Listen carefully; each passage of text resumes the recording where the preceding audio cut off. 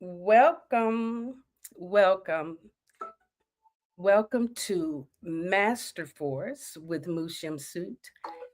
I appreciate you joining me for another session of a conversation with some of our coaches. And today we are talking about back to family. Are you the black sheep? And if you don't know what I mean, stay tuned in because some of us really have had to figure out how to get back to our family. But this is Thankful Thursday, and I am thankful that I have lived long enough to know that it's going to be all right. So let's get started with the female solution.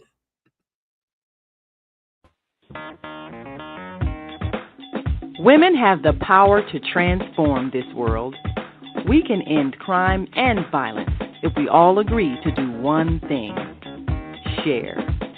Let's share our wisdom, share our time, share our talents, share our finances, but most of all, let's share our love. This is the female solution. Yes, yes, yes. This is the female solution.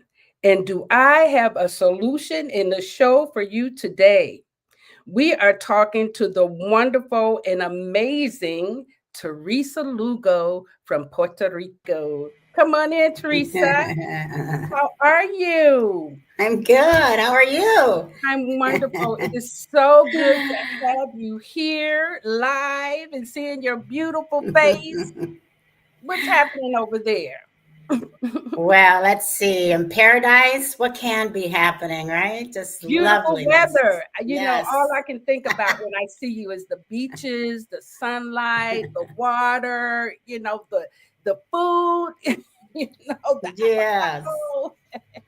It's Just amazing. wonderful. We're going to be having a really lively conversation, kind of a deep dive into what it is to get back to the family. Talking about that black sheep syndrome. That's pretty deep. And both of us have had that experience. But before we get into that, I really want you to share with the people who is Teresa Lugo. I want them to get to know you the way that I know you. So kind of give us a little feedback, a little information Mm. about Teresa. Well, it's interesting because when I wrote my book, one of the things that I decided to do was start to take those labels off. So let me think. It's time to rethink, right? Yes, But yes. well, who am I? I am a grandma of three beautiful children. I'm a mother of two wonderful children. And I am a Master Force life coach. I got certified in 2012, right after the death of my dad. And I got recertified in 2020 through the pandemic, feeling in my spirit that it was time to gear up and get ready because I didn't know what was going to happen in the world. And I thought a lot of depression and a lot of people would need my services. So I really wanted to um, get certified all over again and just get ready. Um, I also started a nonprofit here called Land and Heart Project in Puerto Rico. And what we do is we assist the farmers in with education, with tools, with finances to help them, especially after hurricanes. They lose a lot of their crops and they don't have the money to. And Uh, we're gonna get yeah, into so that we'll get later. into Yeah. that So later. yeah, because But I want to go in depth about that. yeah, yeah. So, but overall, um, now I am an author. Thanks to Mhm. meeting you and encouraging me at the time to go forth. And I am now an entrepreneur for the second time. I'm starting, I have started a hair oil business promoting hair growth for all of us, just from my own experience. So that's what I'm up to now. Wonderful. Yeah. Thank you so much. And I know you're going to share more about your life and everything as we continue. And I want to talk a little bit about just the whole conversation that you and I have had before about that whole black sheep syndrome. I know that people have coined it as a bad thing. But when did you realize that there was something about you that was significantly different from your family? I think at a very young age, I started realizing, well, first of all, I was number 11 of 12. So if that 11 doesn't of make 12. you, yeah, if that doesn't make you feel like the black sheep in itself, because no one's hearing you. Uh, but I think it was like right at the time that I ended up getting pregnant at a very early age of 17 and having a child. I realized that there was so many people telling me what to do, how to do, and I felt this strength within my own self that had all the answers. I felt that although it was only 17, I felt that I don't need you telling me what to do. I don't need you to tell me how to raise this child. I don't need, because it was like an inner knowing clicked on for me. And from then on, I mean, I just really, my life became, it just catapulted. I became a mom at a very young age. Then I got a job as a secretary. I right away started doing makeup with a makeup artist from Chicago. I just really put myself out there um, and not asking permission. And that really bothered my family. You could see the uncomfortableness of it. Like, well, how do you know? How do you know that person? How do you're not even, a makeup artist, or, well, modeling, you're too short, it was just some comments. And I just started realizing that life is about me. Life is about my inner voice, and I have to trust it. Even though this facade that people saw me as, broken. I remember my brother saying that I effed up my life when he found out I was pregnant. I remember the moment he told me that. We were in his car, and I just looked at him like, you have no idea what I'm about to do in my life. So yeah, it's being a black sheep is really getting to understand that you are chosen to live your life outside of a box, outside of the normal way of doing things in the family, you know, belief system. You Mhm. are chosen to break those beliefs and really be okay with that. It reminds me of a conversation that you and I looked at. Do you remember? It might have been about 5 years ago.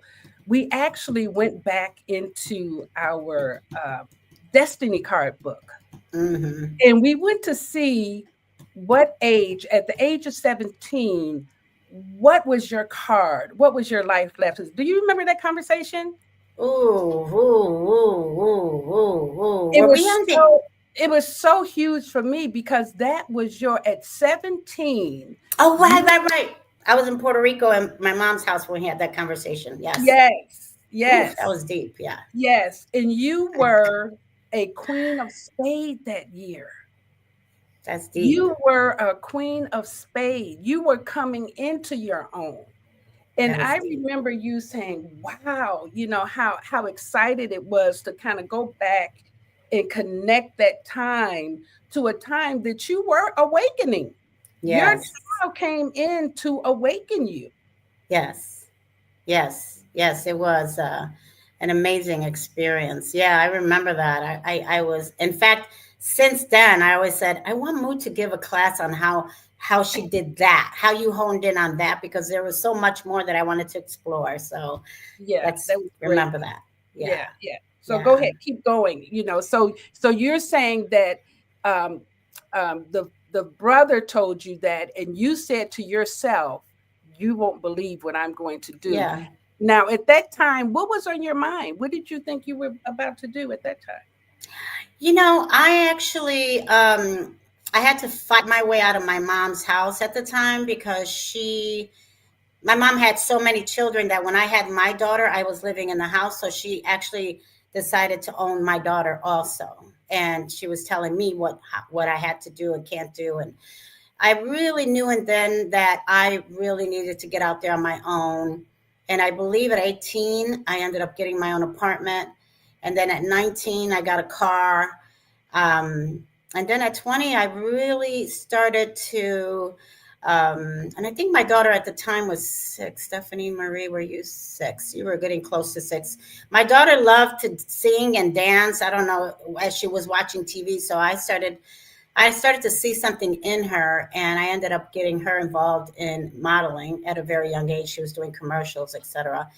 And they would say, "Hey, how about you join in on the pictures?" And I'm like, "No, no, no." They're like, "Come on, come on." So that avenue opened up for me. And when that avenue opened up for me, then I started seeing more stuff because I started meeting makeup artists. I started meeting photographers. So I said, "Hey, my name is Teresa Lugo. I would love to assist you. You don't have to pay me. I just want to learn how to do makeup, and I'll be there at 8 a.m., etc. And any photo shoot you might have. And that's how I started meeting the social life of Chicago, by just being present to, it's not always about money, it's about experience. And at that very young age, I got that. And I just started to just run with that. And then I remember even selling eel skin purses. I used to fly them in from China. I don't even know where I got all that energy, but I do know where I got it. It was already there. So yeah, it's something that I learned. And I, right now, as a woman of, whatever age I am today, I have to reach for that energy sometimes because I forget that girl. I forget that energy. I forget who I was and who I am, because Yes. life takes you through so many curves, and your mind And is I not think that's this why we're here fresh. too. I think that's why we're here, to remind each other, Yes. to help Yes. us remember, Exactly. and then so you were doing all of that even before you decided to open your stores. So Oh you yeah. had this fashion. So tell us about that episode. What had you think that at such a young age that you could, be an entrepreneur in Oak Park of all places? I know, Oak right? Park, Illinois. Homogenized area. So, well, wow. So I ended up working for corporate America in marketing and public relations at a very young age. I worked for Harris Bank. I mean, I just started to just realize that I had a rent to pay, I had a car to pay, I had babies. I mean, I had so many responsibilities at such a young age as a single mom, too. I had no help from the father. But at 29, as I was working for the relations firm, I realized that they were not going to promote me, which they told me flat out, because I didn't have a degree in public relations. And I was like, well, that's interesting. I've been doing all this work and you never asked for a degree, but now I'm training college girls that are coming in, don't know nothing, but they got the degree. Something ain't right. So I started to realize that I needed again to repave my way and figure out, you know, how do I do this next step? And I remember talking to my mom and I said, Mom, look at these shoes. And at the time I love designer, girl. I love designer for the quality, not the name, because I'm not a big name person. But I told my mom, look at these shoes. And it were a pair of Gucci shoes, gorgeous, very antique, patent leather, gorgeousness. And I said, Mom, she said, I love them. And I'm like, Mom, guess how much they are? She goes, oh, about $70. And I'm like, how about 1,200, 1,400? Like, okay, are you crazy? You know, she sounded like a rooster, you know. And I said, Mom, it's designer. These are real people in the world making, designing clothes, and they're fabulous. They're made with good quality and all this other story. And I said, I want to open my own store. And she says, you do? And I'm like, yeah, I think I can do it. She said, well, do it. What do you need? I told her, I don't know yet. She said, whatever you need, you tell me, I'll help you with half. And I'm like, really? Now, that was a pivotal moment because my mom and I were not really good friends growing up. She was very hard on me. So I was surprised that she said, yes, whatever you need. So together, we put our money together, and boom, I opened my first store at 29, no, about 30. I think I was 30 at that time. And it was a consignment boutique where the women would bring me all their high-end designer clothes. So that was wonderful. I didn't have to shop for anything. People were just coming through the door. Didn't really work out that way because it was in a very white area and they were not nice to me. They just didn't like me there. It was weird. I never experienced racism until that moment. Really, it was weird. But thank God, about 2 years later, I was able to find another location not too far in Oak Park, and the doors just flew open. It was the best decision I made. And then I opened a second store probably about 6 years later called Estilo, which was a not high end, it was a LA fashion store. And I had to get on a plane for the first time by myself. I remember getting to the hotel and looking at that Bible in the drawer, and I pulled it out and like, okay, Lord, help me, teach me, show me how to buy clothes. I didn't know how to buy clothes. I didn't even know where to go. I just knew that in my research, LA was like the best place to find really cool, funky clothes. So that's how I ended up in with my second store. And it was just amazing how those doors opened up. I had people come in and volunteer to help me build it out. And I mean, I write about it in my book about how God just started opening doors. And I realized, you know what? I'm already tearing about it because they were so wonderful. But as you go forth in life, as you take those scary steps, God always opens doors. I mean, things happen. People come, people are there, people are saying something, even the bank wouldn't even give me money. And I remember like I had put away some money, I think like $4,000, like 10 years earlier, in some investments. And I called my investment banker, and I said, hey, you know what? I really need to pull that money out. Could you tell me how much I have? Do you know that guy told me that I had $30,000 from 4,000? Wow. And I was, could you double check again? My name is Teresa Lugo, and I'm calling about my money, Look, look closely. And he's like, yeah, I know who you are. I'm telling you. Wow, that's And so I was beautiful. able to open my second store, girl. I tell you, it was all in divine order. Now, you know that Move. I love that. I love that. And what I want to frame this inside of, I want to frame this inside of the conversation. Are you the black sheep? So I don't think that you knew that you were the black sheep yet. Did you know yet that you were the black sheep of the family? No, no, because they kept saying that my brother was. So I already had him pegged. We always, we peg our family members. Yeah. Yes. Yes. Yes. So now what had you get to the point? Well, before that, this here's the question. We actually talk in Master Force, right? That you choose your parents Right. Before you come on this earth. Right before on. you come on this earth. And you Now, both agreed to it. yet we agree to it. We actually want to do this soul work. We just forget, Soul right? contract. Yes. So, do you actually see the lessons? Because you mentioned that you and your mother didn't have a good relationship. You had challenges with the siblings, being that you were the number 11. I can't imagine having a dozen children and two parents the whole time. And your father was the only one working, right? Your father the That's only. Yes. Initially, my mom worked in a factory, but my dad told her, no, you need to stay home, take care of the babies and cook. And she loved it. So, yeah, Right. yeah. So now, when you look at you chose your parents, why did you choose those parents, Teresa? My dad, because he was a charlatan. My dad he was the most amazing person I ever met. So, Mm, yeah, he was so wonderful with everyone. He spoke to the homeless guy like he spoke to the president, like he spoke to anyone and everyone. He was a giver. My dad was a philanthropist. My dad was kind. My dad helped the homeless. My dad, he would bring them to our house and feed them. My dad was amazing. Um, and he taught me to ignore a lot of things. Did not like something that was said, he would be like, "You're full of hot pepper. You're full of hot pepper." He walked away.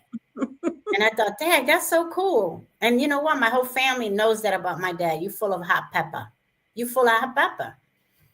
I don't even know why he said it like that, because it was like so slang the way he said it, but I think it's because it's a Spanish accent. But anyways, my mom, because she was terror. My mom was badass. You understand? My mom did not believe in the end. And when somebody said no, she said, yes, we got this. How do we do it? My mom was also a giver. My mom was a faith-filled woman. She loved God, as well as my dad. My dad loved Jesus, and my mom was, very religious. I didn't like that side of her as much because she took it to another level. But my dad's way of handling it, I was able to balance it out, a little bit more, to understand that, God is in me and not out there in this building that she would go to. But anyways, I think that my mom had tenacity that was out of this world. She was amazing. My mom was amazing. And her whole family looked up to her. Her whole family, she would get money, and right away she would help my uncles and aunts, get their teeth done. Or she was just a giver of her to her family. She gave. Wow. And that to me was like, I want to be that. I want to be a giver.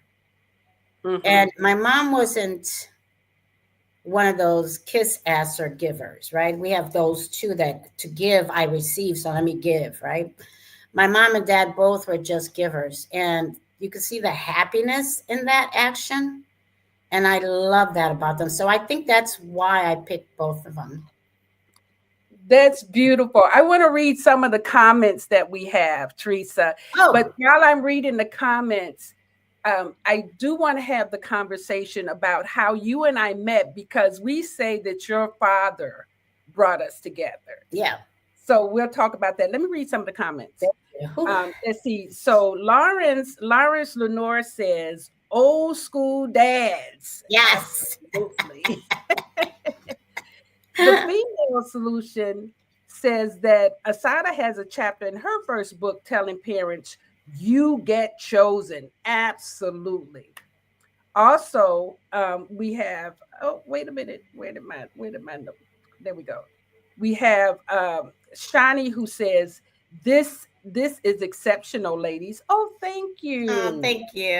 And then Ernest says, my two most beautiful people in my world. Oh, we Big love Papa. Ernest so We much. love We you. love Ernest, don't we? Absolutely. So now, Teresa, do you remember how we met? Do you remember that conversation? Girl. Yeah, I am actually sitting here and I'm appreciating the fact that you were able to read some comments so that I can get my strength back up, because when you said those words, I turned it to mush. Oh, Because it was such a trying time of my life. My dad just died, and I was like lost. mm-hmm.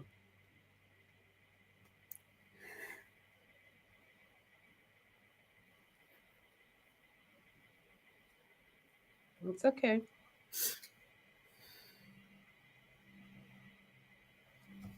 Come a long way since then.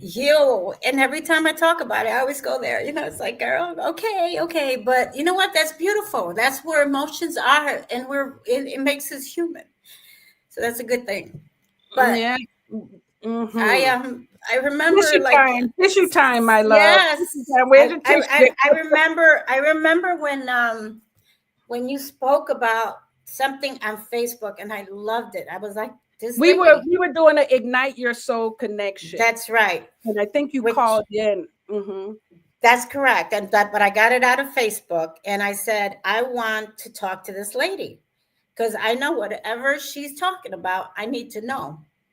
I need to know Mm. because, yeah, where I was a bad place. So I couldn't figure out which way to turn, but I knew that what I was experiencing was very spiritual.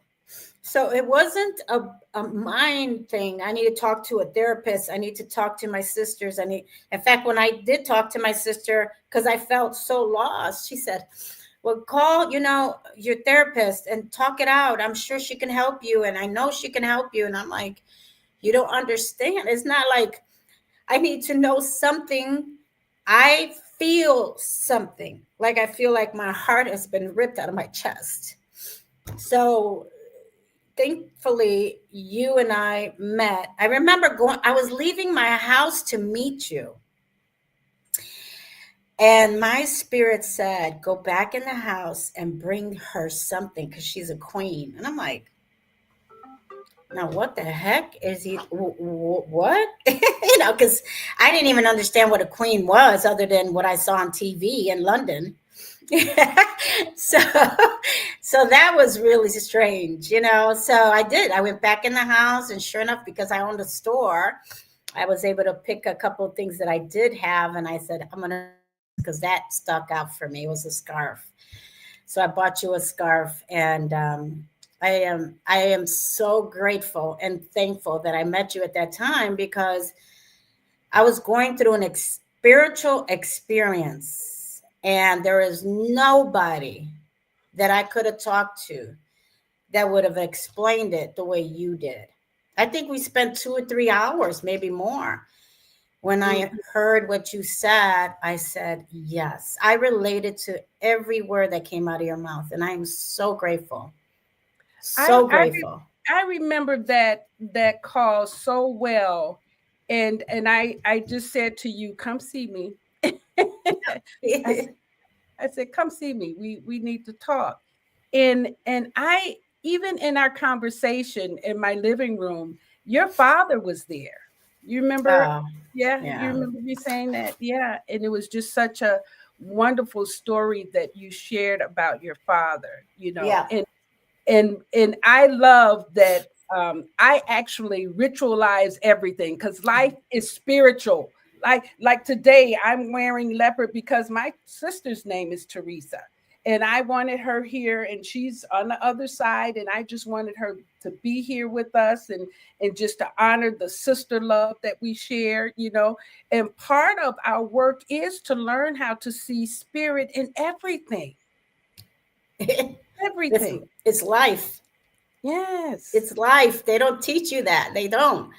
The Yeah. Catholics teach you that when you die, you go into a holding place, and then when Jesus comes back, rises up everybody, and at that time, some stay, some go. I don't even know anymore. I'm so grateful that I don't know anymore because they're with you. They're with you. They're with you now more than ever. Like I feel my mom a lot. I feel my mom a lot, girl. I see my mom when I look in the mirror. When I look in the Yeah. mirror, I hear my dad when I'm cracking jokes. I love to crack jokes. I know you know that. I Yes. love to live lightheartedly when I'm out there in the world. But when I'm in my house, girl, it gets heavy. It gets heavy because I'm a very, deep person inside. So I work on that balance, but I also accept that side of me because it helps me to grow more. Because I know spirit is wanting me to open up to more knowledge. And sometimes that knowledge is yeah, a little bit weird. And then I'm like, do you really want to go there? I'm like, yeah, I do. Yeah. And I and do. I was thinking too, and we'll go deeper into this conversation after we take a commercial break. So I want you to think about this. I remember when you had your first dark night of the soul. And I think that is when you really started looking at, I my life has to be more spiritual than what it is religious. And so I want you to think about that conversation, kind of, kind of block it in your mind, because we're going to talk about that. It's really one of the premises for us moving into our own healing, is for Mhm. us to actually discover that, wait a minute, this life that's happening is not what I would create for myself. And how do Mhm. I get to myself? Okay, so let's are you up for that conversation? I think I am. Okay, well, we'll come right back to it. Okay, let's listen to this first.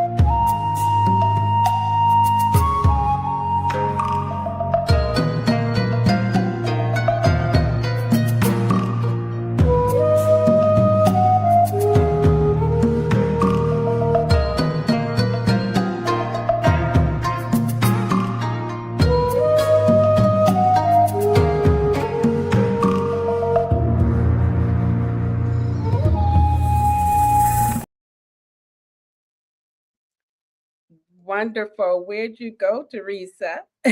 I know she had to go and get herself together. You are listening to Master Force, and we're having a wonderful conversation with Teresa Lugo. And we've been talking about what it is to get back to our family. And if you are the black sheep in the family, you may have experienced some dark times, feeling ostracized, not being supported, feeling like there's something wrong with you, when actually you're here to make a difference in the family. So you're distinctly different from everyone else. You just, and no sense in you trying to make yourself fit in, because that's not what you're here to do.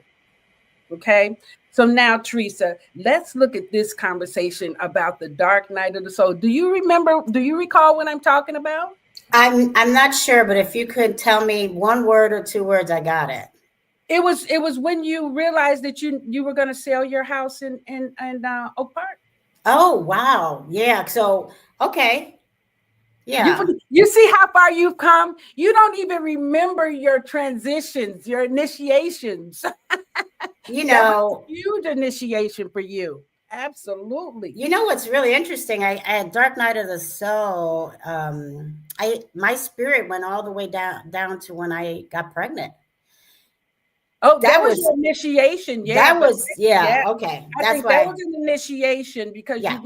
you were, the difference between an initiation and a dark night of the soul is that at that time you weren't questioning other people. You were trying to prove your right to exist. Mm, When you get to the dark night of the soul, it's like nothing makes sense, and you're questioning everything, and you're trying to figure out, why is it like this?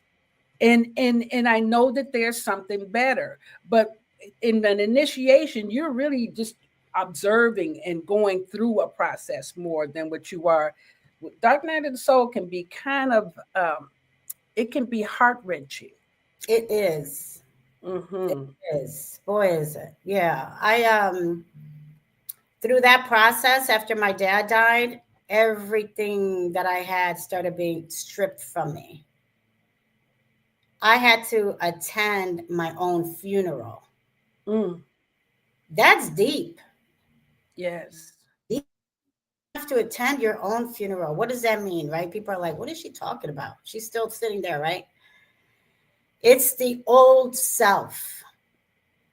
It's because I was a business owner. I was, I had my stores. I was a big socialite, philanthropist. I had so many labels that I didn't even have to think about that old lady, old person. I had to think about this new person that I didn't even know. Like, I didn't know who I was. My spirit, who? No, I knew me as, a business owner, had money, had things, had designer stuff, had do, boom, boom, boom, all the things and the labels.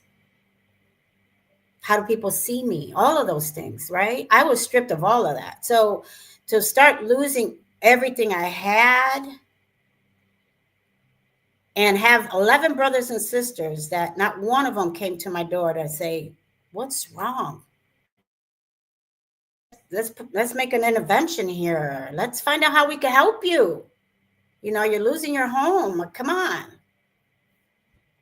My family members, some of them had students that they would take in that was helping them pay their mortgage, which was wonderful for them. And it was a great experience. But not one of them ever said, hey, let's get you a student. Let's help you pay this rent. Because I was in a very stuck place. So I basically had to get through this time by the grace of God, by the strength of God, by prayer. The first year I started like watching TV every day, all the time. That TV was on all that time. And then finally I said, you know what? This ain't working for me, And then after that, it was more like getting to hear quietness, like, what does that sound like? Just to be quiet. I still do it, girl. Sometimes I have to be like, okay, girl, put some music on or something. I had to talk myself into, because I love quiet. I ain't gonna lie, I love it. But that time it was very eerie, very eerie. So that's part of dying to the old self. It's the things that you're so used to having, you don't have anymore. And all you have is yourself. And it's like, people are judging me. People are judging me. All that going on in my head. People are judging me. I don't have the money anymore. I can't go out to those fine dinners. I can't do this. I can't do that. Blah, blah, blah. But the journey that I was taking was gold. It was gold. Like, you can't put a price on that. But when you go through it, you don't see it, right? You don't see it. You're in such anguish and turmoil. I'm actually travailing in a sense. Mm. Mm. That's the deeper part of it. I was this close to suicide. Wow. This close. Yeah. But I knew that wasn't going to work because I had a daughter and I had a life and I trusted God. So I didn't go there, but I got to feel it. Yes. And that scared me. But again, I held on to God. Okay, Lord, show me. He was like my parachute. And that's right. Absolutely. And Teresa, talk about how our children become our teachers, because it is, that has been my life too. My children saved my life. I would not be who I am if it were not for me making decisions to make my children's life better. And in making my children's life better, my life, of course, improved. So talk about, the conversation, how children are our teachers and the importance of honoring that. But before you do, I want you to hear what Zelda says. She says, enjoying the show from Indiana. Thanks for sharing your story of resilience. Awesome. Oh, thank Thanks, you. Zelda. Yes, yes. What was the question? Your children are your teachers. How So, like, because I mean, my mind went into like, because one of the things that came up for me is my son was 16. So as I'm going through all of this, first of all, he's the one that woke me up to the stupor of 4 days of not brushing my teeth and not changing my clothes. He woke me up to it. He said, Mom, do you know you still have the same clothes on that you've had for 4 days? I said, what are you talking about? He goes, so that woke me up because, again, I was suffering. Didn't know that I wasn't physically moving. I was stuck. So when he said that, I started to think, okay. But my son also, because of what I was going through, he started to feel my pain. Mm. So what he did was he started kind of messing up in school. And so I said, hey, we need to do something. It's not okay for you. We got to get it together. Mom is not well right now, but you got to stay strong. So he tells me that he needs to see a psychiatrist. Mom, I Mm. need help. I said, oh, really? Okay. Girl, I got on that computer, found him somebody, took him straight there. And little did I know, 2 or 3 days later, he was like, Mom, could you come in with us? And I'm like, sure. I thought, well, that was nice. He's inviting me into this session with him. Well, no, actually, that was for me. It was like he was trying to say, Mom, you need help. Mm. Um, but and because of that, I got some really great healing work done because I was able to talk it through. I started to see the connection that I had with my dad. Mm. Girl, I didn't know that connection that I had with my dad was so intense. I never knew that. What Mm-hmm. I understood was that he's the only one that I felt hurt when I looked in his eyes and he heard that I was pregnant. I saw the pain in his eyes, and that hurt me so deeply that I think that in that moment I realized that everything I did after that was to prove to my dad that I wasn't that filthy little girl or whatever that ugliness that was in his eyes. It was something about it. So that helped me um, to release dad in that way. I was able to release my dad, but my son continued after that to open doors of revelations to me.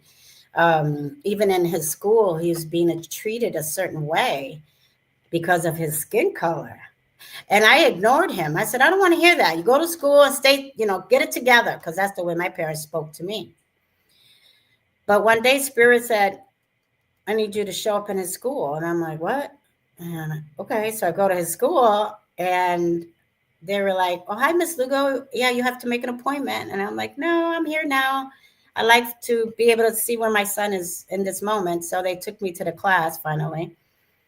And what I saw was unacceptable. Unacceptable. They had my son in a class that was loud. Everybody was screaming, and the teacher's like, everybody sit down. And he was in an all black class, and it's an all white school almost.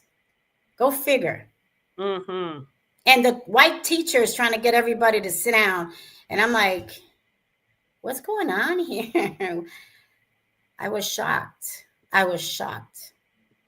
And I finally woke up to what my son was trying to tell me. I was in denial of the words that were coming out of his mouth. I wanted to just like, girl, the next day, I said, I'm so sorry. I had to apologize because I didn't believe him.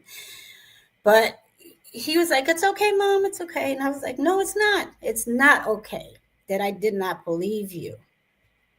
And I stood for him after that. I really got like, I was so oblivious to racism. We weren't raised racist. My dad, we were always around different races, white, black, Chinese.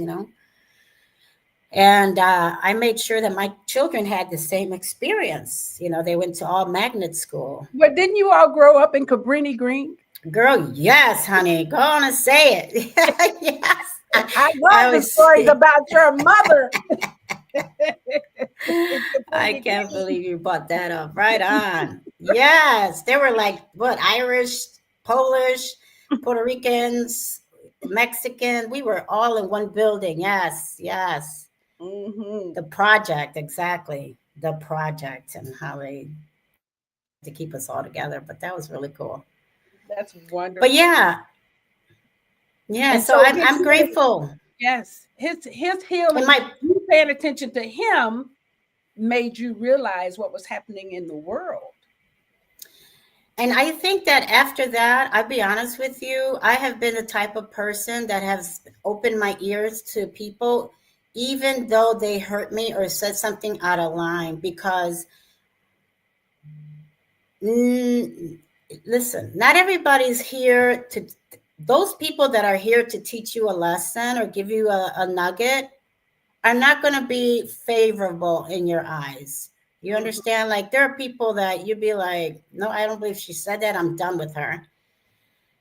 Well, I tell you, I've learned that lesson at that time and has really brought me to a well rounded woman today because I really get the importance of listening to others and not really owning it. You know, like, I can't believe she said that. Oh, I can't believe she's with Trump. I can't believe she's with the da da da. I can't believe this. I can't believe that. I can't.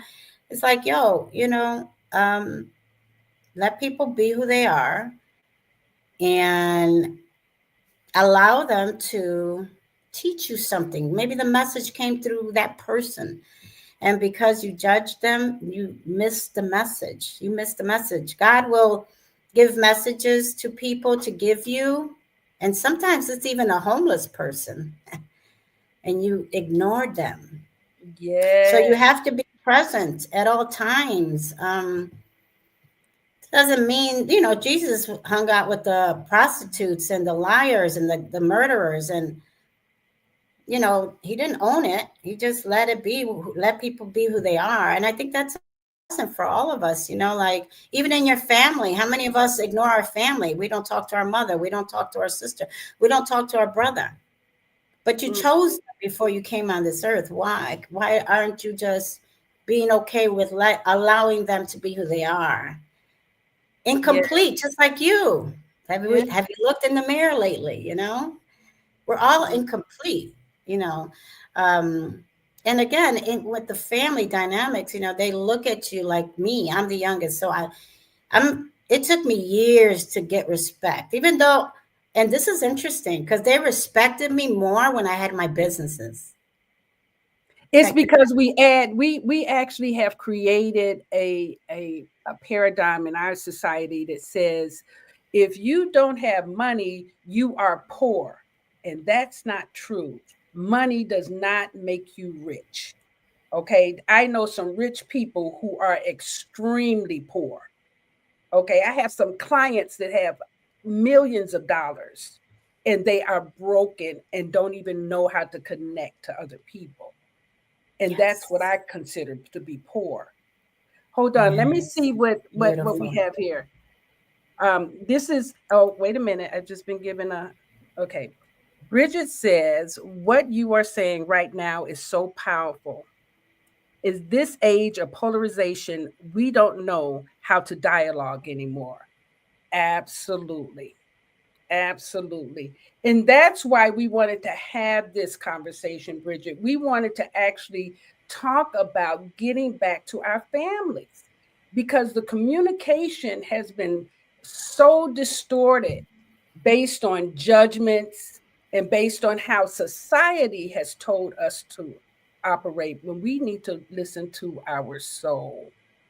Okay. So here's another comment. All praises to letting people be who they are. This should be repeated by everyone daily. Love. Yes, absolutely. Let people be who they are. And then enjoying the show. Oh, I read that one. I read that one from Zelda already. Yes, thank you. Now, Teresa, you did a lot of personal healing, and I remember in 2014 when we went to Puerto Rico, you said, Moot, will you come to Puerto Rico with me and help me write this book? And I said, Puerto Rico? I spent 4 weeks in Puerto Rico with you writing this beautiful book. And it was just such an amazing time. It was just such a beautiful opportunity, not just to be in all that. We went to a different beach every day. That's a whole nother show. But go ahead and tell us the development of this story, The Homeless Mind. Wow. So, part of going through grief is being brain broken. Not only are you heartbroken, but your brain has gone into some kind of abyss. You start getting brain fog, you lose yourself. That's part of it, right? We lose ourselves. We have lack of sleep. We have depression. Um, our hormones are off. Everything is off. So, in that process, I really started asking God, what is it? What is it? And as I started moving forward, I remember walking my dog. And when I was walking my dog was when I heard homeless mind. And I audibly, like someone said it to me, and I'm like, what? What's that? And the next thing I heard was, that's the book you're going to write. And I'm like, what book? I'm not a writer. And the next thing I hear is, you're going to start it in Puerto Rico and you're going to end it in Puerto Rico. I swear, this is the life that I was living. I was hearing things. But I knew it was God and Spirit was speaking to me, because I was very ready at that time. You understand? I was in tune with myself. I had spent years at that point with myself, with no noise around me. So Spirit started speaking to me. So it said, start journaling. And to be honest with you, I didn't start journaling. I knew that this journey was going to take me down some road, and I was so ready for it. And I was going to be able to register everything in my spirit that I needed to write. And when I approached you about it, I said, I needed you to come with me because I wanted to tap into your energy. I was so lucky to know you, first of all, but I adored your spirit, and I wanted to be that, like I wanted to have that spirit, whatever that is. I didn't know what it was. So when you said yes, I thought that was amazing. And the most amazing thing was, it was actually your mother's birthday that we flew out. So to be with you in Puerto Rico and watching you write, because you're writing your book, you're taking advantage of your time there. But I noticed that you also were eating differently. Mm-hmm. So as you were writing, I'm walking around the house thinking, okay, what should I write? What should I write? You were like, hey, why don't you just sit down and think about eating fresh daily? You can have some of this hummus. You can have some of this lentil taco. And I'm like, lentil taco? I don't want none of that. Give me some meat. But I tell you, that really woke me up to, and then you taught me meditation. Let's breathe from your belly. Mm-hmm. Like this morning when I woke up, it was like everything was in my head about today. Oh my gosh. And I thought, let it go, girl, because I've learned that no matter how prepared you are for an interview, it's never the things that you wrote down. It flows the way it's going to flow. So, you Absolutely. know, Mood, I'm just grateful that you taught me that. And, that's how I teach. I had somebody reach out to me about writing a book, and she became aggressive because she sent me how she wanted me to teach her. And, yeah, it was really interesting. She sent me a really nasty text, like, I can't believe, that's not how this works, right? When you write from the spirit. If you can't go from the spirit when you're writing, then you are just writing. You're AI. You're Yeah, it's AI. inside it's inside of the left brain, where creativity lives is in the right brain. And most people Exactly. don't tap into that. Yeah. That So yes. that So really helped me. Thank you for that. I just want to say though, because of the way you taught me how to eat, I also learned that fasting, which is like putting away foods that have personalities, that's meats and all that stuff, processed food, it gets in the way yes. of your growth in your spiritual journey. So grateful, just really grateful for that. Thank you. Really. Wonderful. Yeah. And Teresa, I want to talk a little bit more, about what you're doing now. You're doing your hair products. Yeah. Yes, you're doing your hair products. Talk a little bit about your products. This says Teresa, she has some great products. Oh, Absolutely. I love it, girl. That's another download. I listen, I love helping people. I love my nonprofit. I love coaching. And at the same time, I said, I started talking to God. I said, look, you gave it to Facebook, you gave it to Instagram, you gave it to the lady with Spanx. Give it to me. Give me something that's multi-million-dollar idea, that I can use, because first of all, I got to love what I do. So it's not just, me creating something to sell it, because I don't run after money. But I do believe that I wanted to have something that's a blessing to others, as well as be able to raise a lot of money and be able to help my farmers. So sometimes, having a nonprofit doing, out there raising money and all that, it gets tiring. It Mm-hmm. gets tiring. So I'd rather have all those millions and be the one that says I gave 10 million to my farmers. I want to be that person. I think that that's something that I feel comfortable with. So in that process, God used my neighbor who had just moved into the area to come and say, hey, I want to get involved. I do crafts, and do you know where I could sell them? And I said, absolutely, I can show you this art walk. And then she was like, well, what do you have? What can you sell? I'm like, I don't have anything. And then all of a sudden I thought about my hair oil. I do make my own hair oil, I told her. And she goes, yeah, tell me more. I said, well, I started losing my hair, and, I started doing research, and I found these oils to come together very well. And I got all my hair back. And so she was like, well, then let's go get it together. And so I think in a matter of 2 weeks, I got it together and I started selling my oil. And it's been a blessing. I've sold over almost 300 bottles since November. So, and that's just by speaking about it online and letting people know the importance of caring for your follicles. Forget your hair. This is just, we're lucky to have this. But your actual follicles, that's, we put so much gook in our hair and gels and hairspray, and, we color it, we do so much damage to our follicles. And then we wonder why we're losing our hair, so, I just, so God really started to, so I really had this formula working for me. And I started making it from friends, but nobody would use it, because I'd be like, so how was it? And they're like, oh, girl, I still have it on the shelf.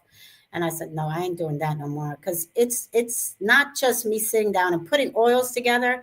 It's me, you know, it's a process. I bring them together, and I use my fresh rosemary from my garden, and I process that in for an hour, and then I put it away, and then I give it love, and then when I bottle it, I'm like, I pray over it, and I said, Lord, use me in this moment, whoever's in need of this oil.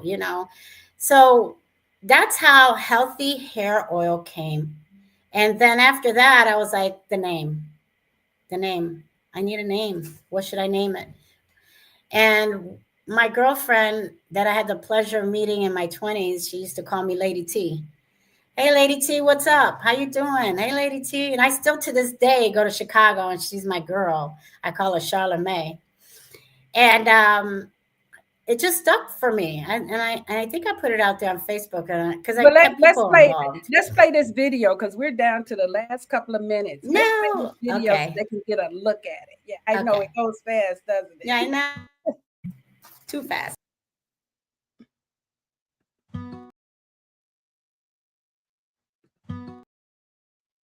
Oh, it's not gonna play for me. Every night, take a moment to care for your hair. Just a few drops on your fingertips. Massage gently into your scalp and ends. Let nature do the rest.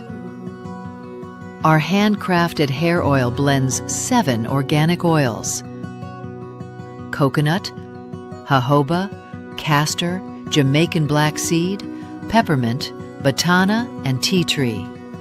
Infused with fresh rosemary from our garden in Puerto Rico and aromatic cloves.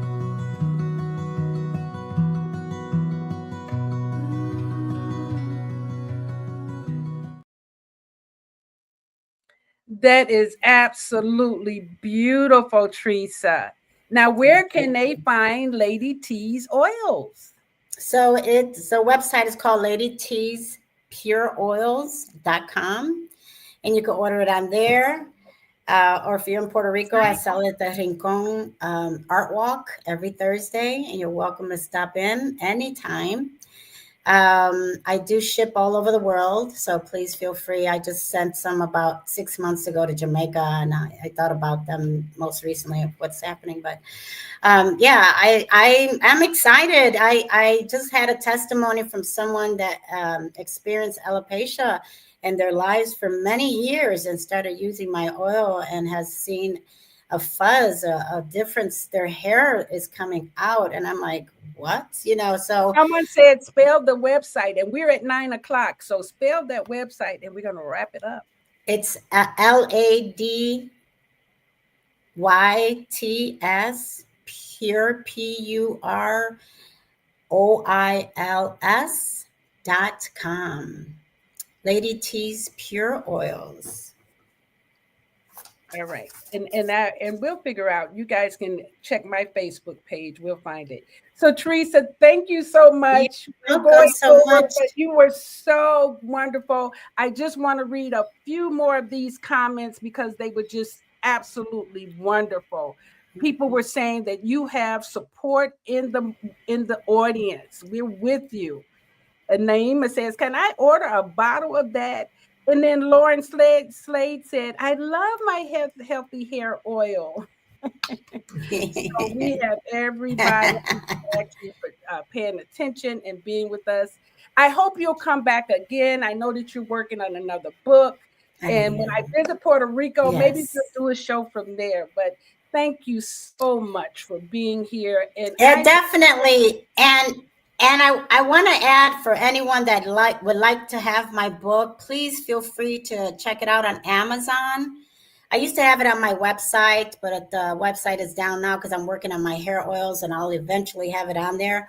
But please go ahead and go to Amazon and feel free to order one. I also sometimes send it from Puerto Rico, where I sign my name and do more personal book signing for you. So feel free to reach out, and I'll be happy to send it from here. Wonderful. Yes. Thank you. And thank you, everyone, for joining us. We have a wonderful, wonderful show for you next week where we're going to talk about the true principles of wealth. All right. See you next week. Thank you. Bye. Love you. Blessings to all. We've come to the end of our show today. If you missed any broadcasts, go to our website for the audio and video archives at www.thefemalesolution.com. On behalf of our team of radio hosts, I'd like to thank all of you who participated in today's discussions. And to our global family joining us from all around the world, we say thank you. To our family in China, xie xie. India, dhanyavad. Japan, arigato. Korea, kamsamnida. Russia, spasiba. Germany, danke. Poland, dziękuję. France, merci. Spain, gracias. Italy, grazie. Egypt, shukran. Ghana, madasi. Nigeria, eshe. South Africa, ngiyabonga. Senegal, jareh. Kenya, asante. Israel, toda. Pakistan, shukriya.